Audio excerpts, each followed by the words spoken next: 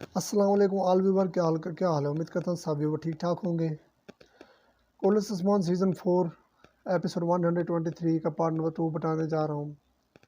اور پھر فرودی سے کہتا ہے اولف، ہم شہروہار یعنی بہادر کمانڈر شان کے مطابق جنازہ منعقد کریں گے۔ کلسیا میں رہنے والوں کو خبر کر دو۔ یہ سن کر فریک کہتی ہے کہ دان نے کبھی بھی تمہارے دین پر یقین نہیں کیا، وہ تمہارے لیے صرف تمہارے دین پر عمل پیرا تھا۔ اس پر اولف کہتا ہے تمہیں یہ کیسے معلوم؟ اور فریک کو پکڑ کر کہتا ہے دان کا استقبال عیسیٰ کرے گا، لیکن اس کا انتقام ہم لیں گے، نہ تم اور نہ عیسیٰ، صرف میں انتقام لوں گا۔ جس پر فریک کہتی ہے کہ ہم متحد رہیں گے، یہ انتقام ہمارا حق ہوگا۔ اور پھر پوچھتی ہے ہم کیا کریں گے، بتاؤ۔ تو اولف کہتا ہے کہ عثمان نے ہماری جان کو تکلیف نہیں پہنچائی، انتقام ہمیں اس پر غصہ، جس کا انتقام مل کر لیں گے۔ فریک پوچھتی ہے وہ کون ہے؟ اس دوران ایک سپاہی اولف کے آگے حاضر ہوتا ہے اور کہتا ہے کہ کمانڈر نعمان آ رہا ہے۔ نعمان کمرے میں داخل ہو کر آ کر کہتا ہے اولف، اور پھر دوسری طرف پھر جنگل میں عثمان صاحب کہتے ہیں نعمان اب اناگول چلا گیا ہوگا، لیکن وہ وہاں اکیلا نہیں جائے گا، کچھ وقت کے لیے جلکوتے اور اولگمہ بھی وہاں پر ہیں۔ ترگت ہنستا ہے اور کہتا ہے ان کی مدد سے ہم اولف اور نعمان کے تمام منصوبے برباد کر رہے ہیں۔ اکتم صاحب کہتا ہے کہ ان کا شکریہ۔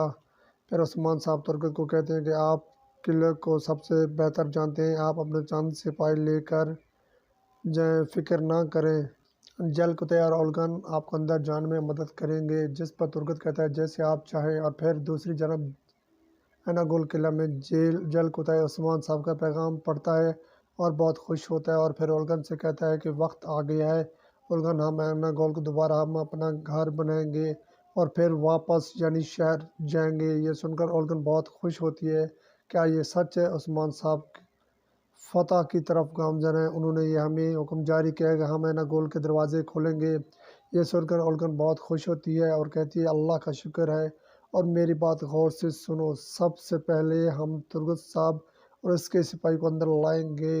اور پھر ادھر جنگل میں عثمان صاحب کی باتیں سن کر اکتم صاحب کہتے ہیں کہ اناگول کو فتح کرنا نعمان کو صرف روکے گا، لیکن ہم نعمان کو کیسے تباہ کریں گے؟ تو عثمان صاحب کہتے ہیں سب اپنے اپنے فریض پر واپس جائیں، ہم نعمان کو روکنے کے لیے کیسا حملہ کریں گے، ابھی یہ صرف میں ہی جانتا ہوں۔ اور ترگت پوچھتا ہے ہماری اگلی چال کیا ہوگی؟ تو عثمان صاحب کہتے ہیں کہ ہم والدہ سلطانہ کے ساتھ اتحاد کریں گے۔ اور اکتم صاحب پوچھتے ہیں ہم والدہ سلطانہ کو کیسے قائل کریں گے؟ سرداران سونا ادا کرنا چاہتے تھے، لیکن والدہ سلطانہ فوج جمع کرنا چاہتی تھی۔ جب سمگری کا انتقال ہوا تو والدہ سلطانہ نے میرا ساتھ دیا۔ اس پر ترگت کہتا ہے حالانکہ وہ لوگوں کو قائل کر سکتی ہیں، والدہ سلطانہ کو قائل کرنا ممکن نہیں ہے۔ اس پر عثمان صاحب ہم والدہ سلطانہ پر اعتماد کی ضرورت نہیں ہے، لیکن وہ ہمارا ساتھ دیتی ہے تو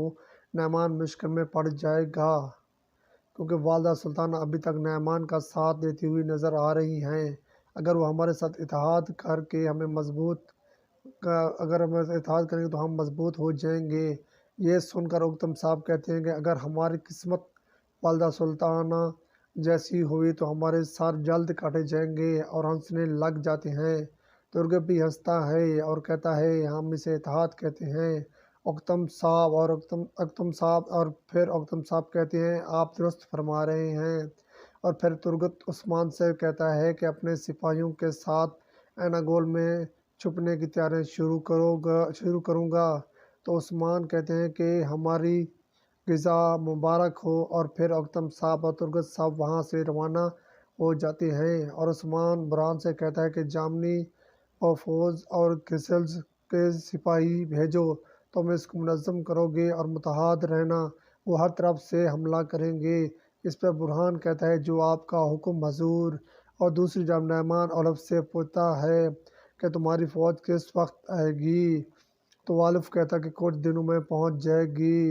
جب میری فوج جائے گی عثمان کے قبیلے اور اس کے شہر کو تباہ کر دیں گے۔